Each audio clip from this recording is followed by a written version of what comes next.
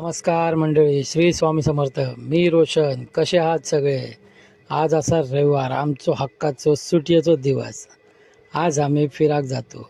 थंय वाट भरात थंय आम्ही आणि आमची गाडी जाता. आज आम्ही इलो वेंगुर्ल्याच्या बंदरात. खूप दिवस झाले आमका वेंगुर्ल्यातला केबलवाला पूल आणि समुद्रात मरीन ड्राईव्ह सारखे दगड टाकून सेतू बांधलेले बघूक जाऊचा होता.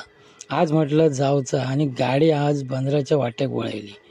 तर या तुम्ही पण फिरा. आमच्या गावातील कित्येक ठिकाणं अशी असत जी माका माझ्या ब्लॉगमधून मार्फत तुमच्याकडे पोचवची असत.